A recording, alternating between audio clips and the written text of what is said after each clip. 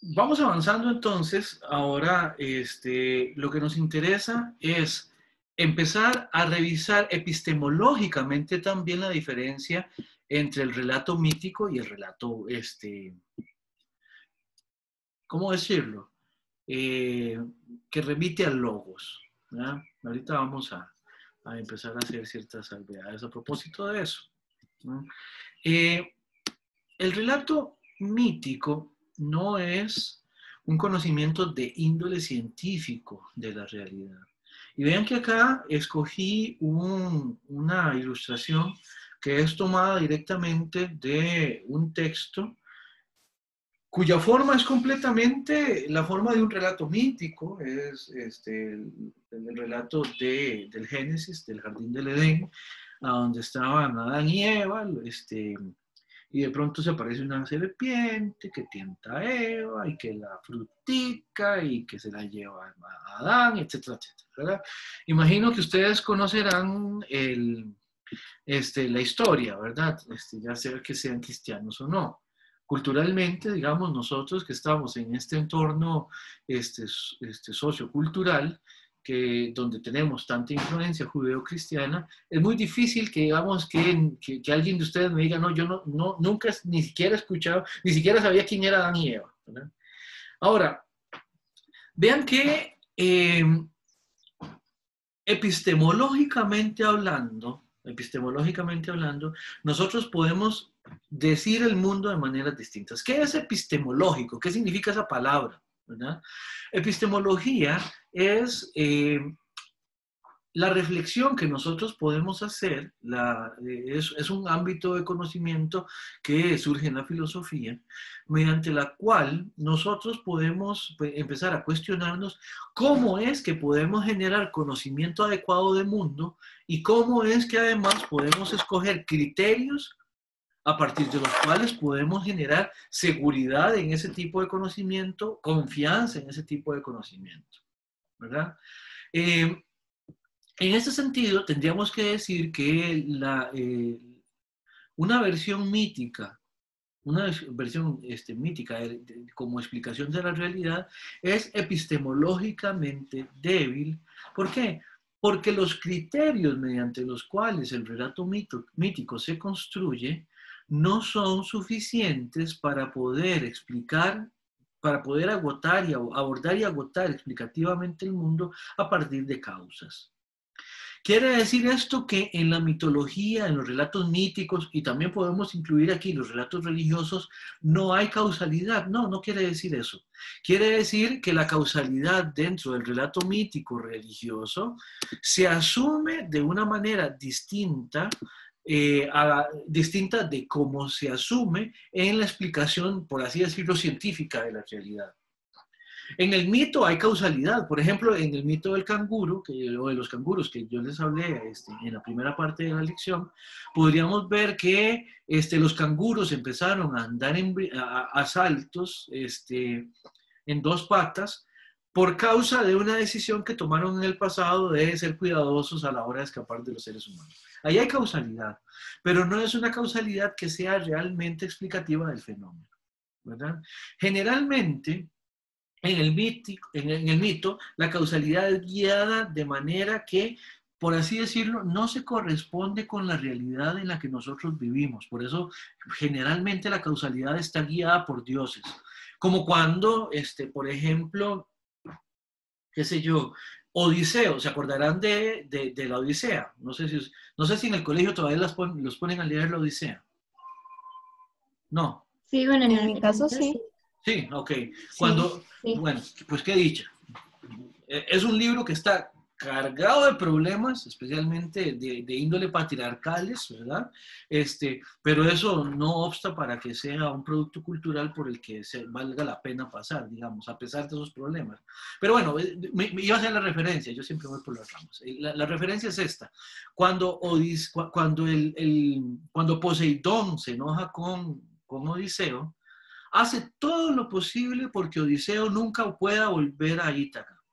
Y ustedes vieron las penurias por las que pasa y todo el circunloquio que tuvo que dar y todo el viaje que tuvo que hacer para poder llegar a Ítaca después de 20 años, ¿verdad? En el mundo antiguo era,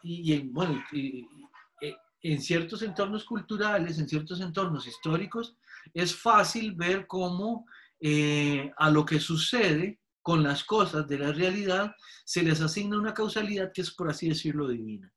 Por eso es que, ¿cómo era fácil explicar un mar proceloso a partir de una personalidad divina que estuviera atrás? Pues por supuesto. ¿Ya? No sé si vieron noticias hoy, hay un volcán en Guatemala que en este momento está generando un problema porque está haciendo erupción. Bueno, no es una erupción así como que explosiva o algo así, pero sí hay un poco de lava que está surgiendo, está saliendo ahí.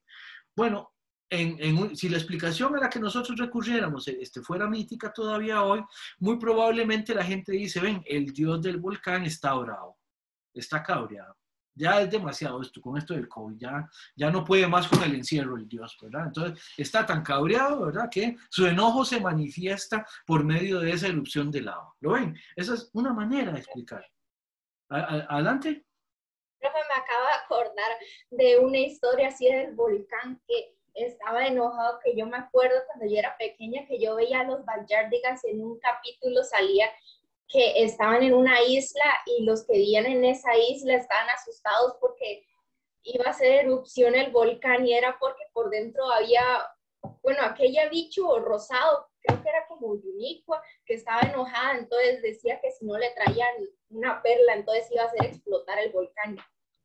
Bueno, vea que en muchas culturas muchas veces se llegó incluso a hacer sacrificios para tratar de apaciguar una erupción, porque si el volcán hace erupción es porque el volcán está enojado y hay que apaciguarlo.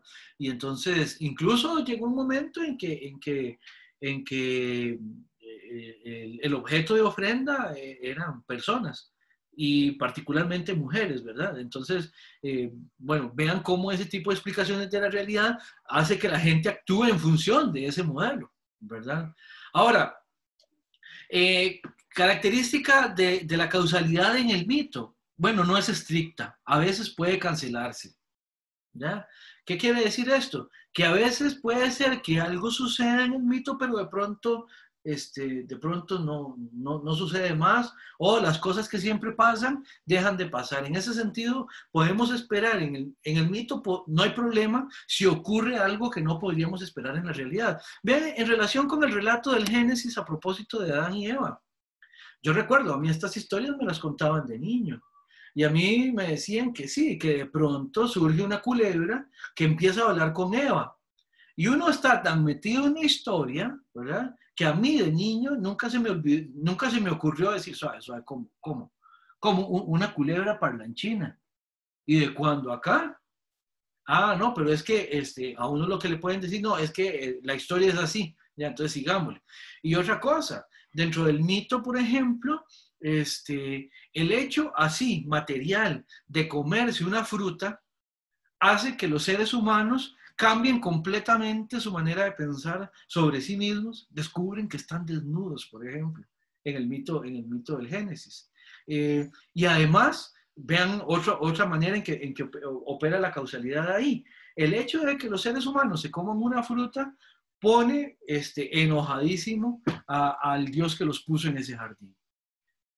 Y todo ese tipo de cosas, uno dice, bueno, pues a partir de ahora tener cuidado cuando uno come frutas. No, ¿verdad? Uno dice, no, y es que eso pasa en el mito, porque en el mito así es como funciona el comerse esa fruta. Así es como funcionan las serpientes, esa serpiente en ese mito. ¿Ven? Entonces, parece ser que dentro de el arco narrativo del mito, la causalidad puede cancelarse o bien operar de manera distinta, alternativa a cómo opera en la realidad. Y no hay problemas.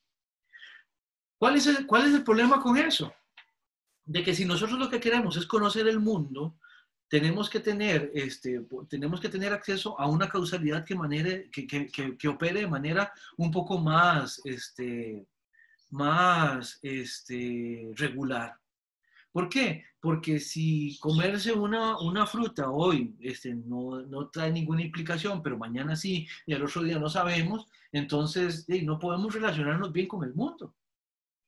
Si la causalidad hace que hoy, por ejemplo, yo hago ejercicio y eso me ayuda a adelgazar, pero mañana yo hago ejercicio, más bien eso me hace engordar, entonces uno dice, esto no lo podemos incluir dentro de un plan de alimentación, un plan de ejercicio. ¿Por qué? Porque no hay manera de controlarlo. Entonces. Y así, entonces, nosotros tenemos que recurrir a otro tipo de explicaciones si es que de verdad queremos tener una especie de funcionamiento más adecuado en el mundo. El tiempo en el mito. El tiempo también generalmente es un presente permanente. Siempre se habla de las cosas como si siempre estuvieran ocurriendo de la misma manera. Y además, en el relato mítico, el tiempo tiende mucho a ser cíclico. Lo mismo que pasó se repite una y otra vez se repite, ¿ya? Y como que, o también pasa que los personajes están ya tan definidos que no tienen mayor evolución, ¿ya? Por ejemplo, en las historias sobre los dioses generalmente son como lo mismo siempre. Ya, o sea, Zeus es el desgraciado que es, ya, el mujeriego que es, el engañador que es, y como que siempre es el mismo. No hay ninguna evolución en Hércules, ya. Odiseo es siempre el hombre astuto que ciertamente pasa por penurias, pero es siempre más o menos la misma cosa. Ese contar es recursivo, siempre llega a lo mismo y siempre vuelve a lo mismo. En cambio, en la explicación epistemológicamente fuerte que es, o más robusta que podríamos entender que es la explicación científica del mundo, ¿no? Ahí sí estamos tratando de ver regularidades, de ver tendencias, de ver que más o menos la misma ocurrencia de lo mismo en diferentes momentos y cosas por el estilo. Eso sí nos permite conocer el mundo. ¿Ya? Cuando yo voy donde una persona profesional en nutrición, ella sabe que de repente ese 1,5 kilos de chicharrones de más los viernes puede ser un problema. ¿Por qué? Porque sabe que hay una causalidad que sí se cumple. Sanchitos se come 1,5 kilos de chicharrones todos los viernes y ¿qué va a pasar? Va a ser una persona feliz, pero va a empezar a tener problemas de salud, ¿ya? Y eventualmente esa felicidad va a ser limitada. ¿Se entiende? Dicho sea de paso, Sanchitos no come carne. Es nada más un ejemplo, ¿ya? Pero el punto es, hay ciertas maneras de conocer el mundo que nos acerca por medio de la causalidad como una herramienta explicativa que no coincide con la explicación mítica del mundo. No sé si tienen alguna pregunta o comentario al respecto de esto. ¿Todo bien? Entonces, seguimos.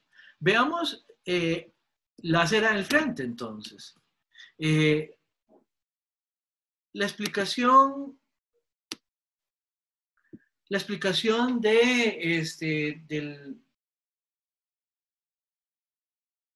del modelo más científico, que tiene un mayor conocimiento del mundo, tiene una característica y es que nos permite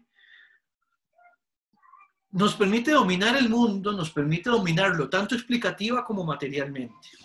¿Ya? O sea, por eso es que una de las maneras en que podemos describir a los seres humanos es que los seres humanos fuimos tan buenos adaptándonos al medio en el que vivimos, que a fuerza de adaptarnos a ese medio lo conocimos tanto que terminamos ya no tanto adaptándonos a él, sino modificándolo a nuestra medida, ¿verdad? Y eso es curioso, porque eso solo se puede hacer si tenemos un adecuado conocimiento causal del mundo. Aquí en la imagen ustedes pueden ver el experimento de Newton en el momento en el que estaba Newton descomponiendo la luz blanca en el haz de luces que la compone, ¿ya? No es que Newton estaba haciendo la portada del disco de Pink Floyd, por supuesto, ¿ya? Pero acá lo que estamos viendo es lidiando con los fenómenos, ¿ya? Tratamos de explicarlos, tratamos de descomponerlos, como lo que hizo Newton con la luz. Ahora, el asunto con esto es que podemos generar una manera que es que está tan centrada en dominar explicativamente esa realidad, que se puede convertir también en una manera muy fría de ver la realidad. Por ejemplo, si ustedes ven los relatos míticos, tienen mucho en relación con su propuesta estética de la explicación del mundo. Que de eso muchas veces también la ciencia carece. La ciencia, por eso a veces a las ciencias se les dice ciencias duras. ¿Por qué? Porque son frías, de lo que se trata es de describir el mundo, de entenderlo, ¿ya? Todo lo demás puede quedar por fuera. En ese sentido, hay lo que se llama el desencantamiento del mundo, ¿ya? El mundo ya no está encantado, ya no es misterioso, ya no es ya no es ese mundo amenazante. Es que muchas veces nosotros, muchas veces los relatos míticos tienen que ver también con la idea de apaciguar ciertos miedos. Le damos un rostro al miedo, un rostro que podamos explicar como para olvidarnos de él, ¿verdad? Eso es lindísimo también. Y aún así eso no niega nuestra historia. Vamos a ver, les pregunto, ¿a ustedes nunca les ha tocado ir a guardar ese chunche en el cuarto oscuro donde no hay luz o cosas por el estilo? ¿A que sí? ¿Ah? Y uno va y ya uno grandecito, muy valiente, ¿verdad? Uno va y pone lo que tiene que ir a guardar en el cuarto oscuro que no tiene luz y uno lo pone ahí y uno le da la espalda a esa oscuridad. Y uno, díganme si no, es aquí en la nuca, así, por donde está el cuello de la camiseta, ¿ya? Ahí lo siente uno, siente ese miedo, me va a decir que no. Dígame, Milena. O como cuando a uno le toca bañarse sin luz y con agua fría. Eso a mucha gente la amedrenta, sí, también, claro. ¿Por qué? Porque todavía nosotros tenemos ciertas reacciones que son respuestas que se han fijado ahí durante muchísimo tiempo en nuestro tipo de ser que somos, en nuestra especie, ¿ya? Pero el mundo cada vez está menos encantado. No sé si donde ustedes viven todavía se va mucho la luz, ¿ya? Pero hay dos cosas que yo disfruto mucho de cuando se va la luz de noche.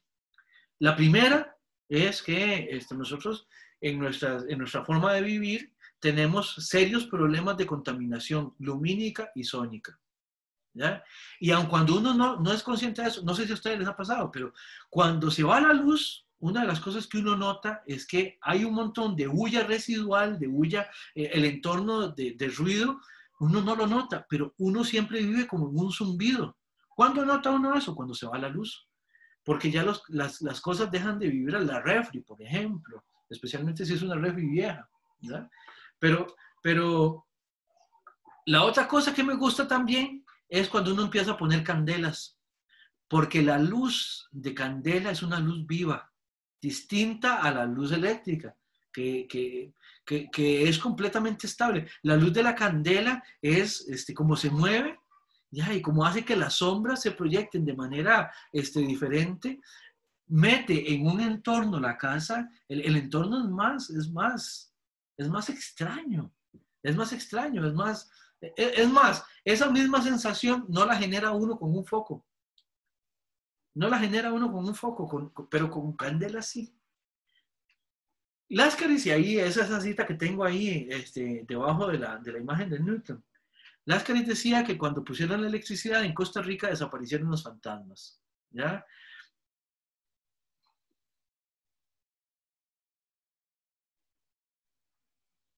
Ahí hay un problema con esa cita. Debería terminar en fantasmas. Luego la arreglo para subirla a internet. Sí, cuando llega la luz eléctrica se acaban los fantasmas. ¿Por qué? Ya la gente empieza a dejar de tener apariciones. Tania dice que no concuerda, todavía siguen los fantasmas después de la electricidad. Bueno, siendo justos con Laskaris lo que dice es que con la electricidad los fantasmas empezaron a desaparecer. El punto es, cuando uno está en una casa iluminada con velas, en un entorno donde fuera de la casa no hay luz y todo esto, es más fácil empezar a ver cosas. Eso es lo que estaba diciendo Laskaris. Profe, sí, pero a mí, digámosle, en lo personal, yo no sé por qué siento yo que es mucho peor. A mí me daban miedo No, bueno, no me da más miedo, sino como que me da más temor la linterna o el foco, como le dicen, a la luz de la vela. Yo prefiero la luz de la vela porque la luz de la vela enfoca a todo. En Ajá. cambio, la luz de la linterna enfoca solo a donde usted la dirige. Ujú. Entonces es como, no, usted no ve que está detrás suyo. Ya, ya, ya.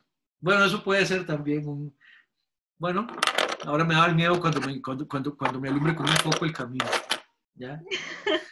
Pero es una posibilidad. Ahora, el punto es, ahora sí, siguiendo con la analogía, ¿ya? Esta iluminación que nosotros tratamos de meterle al mundo es explicativa también. ¿Qué es lo que pasa?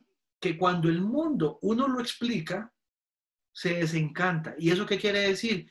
Pierde esa característica de ominoso, de misterioso que tiene el mundo.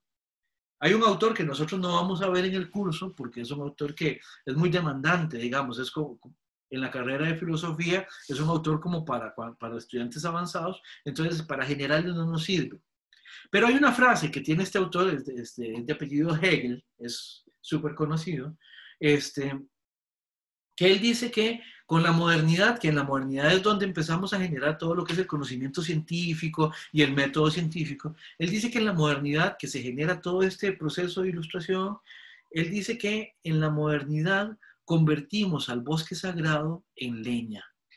Porque esos bosques de antes que sirvieron de inspiración para tantas historias, ahorita se me ocurren, por ejemplo, los cuentos de los hermanos Grimm, ¿ya? No sé si ustedes los conocen, no por las versiones de Disney, esas versiones edulcoradas que nos hace Disney, sino los cuentos directamente de los hermanos Grimm. Son lúgubres, son terribles. Es más, yo no los recomiendo para niños. No, no es cierto. Yo tengo una nena de 4 años y le encantan los cuentos, pero a veces uno está leyendo ese cuento y uno vuelve a ver a la otra persona que está con uno y uno dice, ay mamá, este cuento yo no sé si debimos leerlo, ¿verdad? ¿Por qué? Porque siempre los bosques son lugares tenebrosos a donde salen lobos feroces, por ejemplo. Pero los lobos feroces de esa literatura son realmente monstruos terribles. ¿Ya?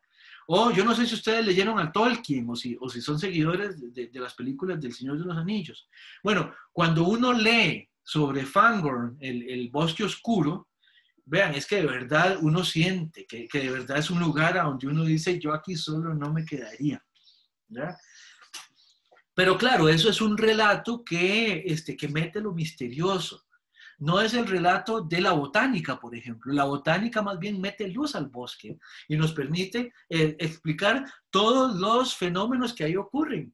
Y el mundo a partir de eso se desencanta. O sea, deja de tener esa característica, deja de representar esa amenaza. ¿Y por qué? Bueno, porque estamos ahora ante una explicación determinista del mundo. Y por una explicación determinista del mundo, lo que vamos a entender es que recurrimos a las causas para poder entender el mundo. O sea, y por ejemplo, Sanchito es ahora que dijeron que Gioconda que escribió que es del team Tania, ¿verdad? Bueno, Sanchitos es del team determinista, en el sentido que a Sanchitos le gusta la noción que tenemos o que guardamos en algunas formas de explicar, en la cual tenemos la confianza de que todo puede explicarse, remitiendo a una causa que sea suficiente, ya sea científica, ya sea simbólica, pero todo puede explicarse, ¿verdad? Y que en ese sentido no hay fenómenos inexplicables, sino fenómenos inexplicados. ¿Ya? Por ejemplo, todas estas teorías de lo paranormal y de lo sobrenatural, lo que evidencian es una limitación explicativa en nuestras herramientas tal como están en este momento. Sanchitos tiene la versión, y a Sanchitos simplemente es una cuestión de adscripción. Sanchitos considera de que efectivamente tenemos la capacidad de explicar las cosas y que más bien aquellas cosas sobre las cuales no tenemos respuesta son un motor para seguir investigando. ¿Ya? Eso es una explicación determinista del mundo. Ahora, vuelvo a una pregunta desde el ámbito más simbólico, general, que ustedes puedan pensar, y es a propósito de cuáles son las formas generales de nuestra visión de mundo. Y por eso aquí no puse más que una referencia de un montón de cosas que pasan, digamos que en nuestro alrededor. Digamos que aquí nos estamos suscribiendo mucho a esta forma simbólica de ver el mundo, que es nuestro capitalismo tardío, contemporáneo. Por eso ahí ven todas estas cosas. Obviamente esa es una ciudad no costarricense, pero de alguna manera nosotros vamos subidos en ese tren, ¿verdad?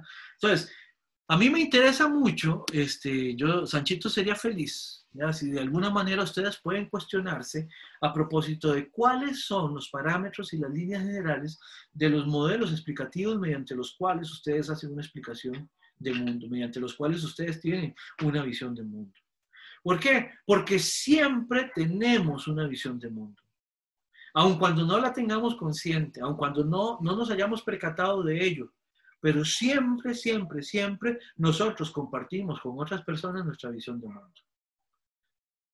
Ya sea religiosa, ya sea científica, ya sea de índole artístico, ya sea de índole económica, no importa, ¿no? Siempre vamos a estar dentro de una visión de mundo.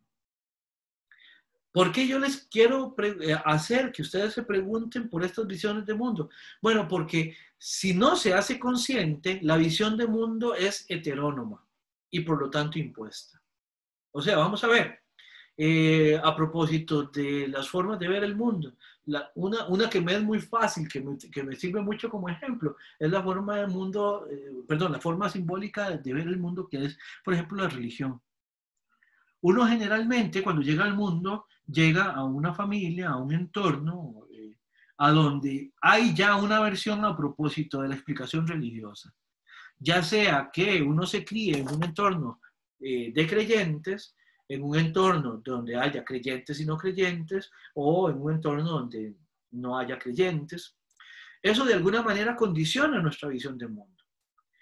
Lo que yo quiero que ustedes traten de hacer, el ejercicio que yo quiero que ustedes hagan, es que ustedes se cuestionen esas visiones de mundo que ustedes comparten, que de alguna manera no dependen de ustedes, que se pregunten por ellas. ¿Por qué suscribo yo, digamos, la religión de mis padres, o por qué no suscribo ninguna religión? ¿Por qué por el hecho de que mis padres no tienen religión yo no la tengo?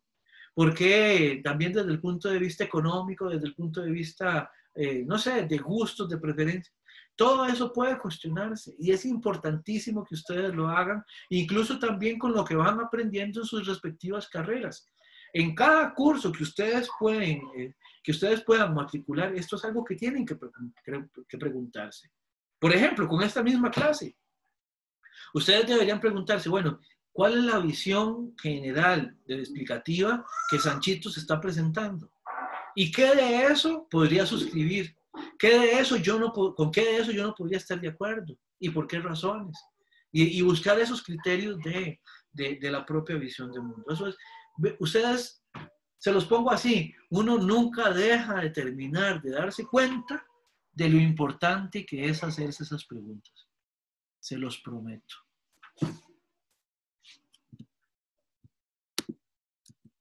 Mito y logos. Ya con esto vamos empezando a cerrar la clase. El logos, ¿qué es el logos? El logos es otra manera de decir discurso en griego antiguo. ¿Se acuerdan que habíamos dicho que mitos es un relato que se cuenta, como se cuenta una leyenda, como se cuenta un cuento? El logos también es un relato. La diferencia es que el logos es un relato explicativo, como cuando uno hace un tratado sobre algo. De hecho, las palabras que en nuestro idioma terminan en logía, ¿ya? Como epistemología, como biología, ¿ya? Arqueología, tienen esta misma raíz, esta misma palabra, logos, ¿verdad? En ese sentido, es un relato que significa palabra, discurso, tratado, orden, razón, ¿verdad? Por eso es que el logos como una explicación, como un relato que trata de explicar el mundo, siempre está tratando de llegar a las últimas consecuencias de su explicación. ¿Qué quiere decir esto? Que cuando el logos llega a un punto último, siempre dice, bueno, este va a ser el punto último de la explicación, a menos que surja otro más. El logos siempre está abierto a la posibilidad de quebrantar esos límites para poder remontarse más. ¿Ya? Por ejemplo, con lo que veíamos de Stephen Hawking la clase pasada, si nuestra última explicación del universo es el Big Bang, ¿ya? Nosotros siempre vamos a estar abiertos a que más allá del Big Bang de pronto podemos hacer explicaciones, que ya las hay. ¿Ya? Pero el punto es, siempre trata de ir más allá, y por eso es que este es un modelo epistemológicamente fuerte, porque tiene esa propensión a seguir explicando y a siempre tratar de buscar una explicación mejor, más adecuada, más eficiente, más potente. Por su parte, en relación con el logos, tendríamos que decir que el logos que se relaciona con la ciencia, a la ciencia no le interesa darle un sentido al mundo, porque el sentido del mundo no depende del conocimiento que tengamos del mundo, depende de otros tipos de parámetros, ¿verdad? Por eso es que darle un sentido al mundo le puede a uno explicar el mundo, pero no le permite a uno realmente conocerlo, ¿ya? Siempre pongo este ejemplo, yo no sé, Jacob, si ya también lo puse en metafísica, así que si ya lo escuchaste, me seguís disculpando, por favor.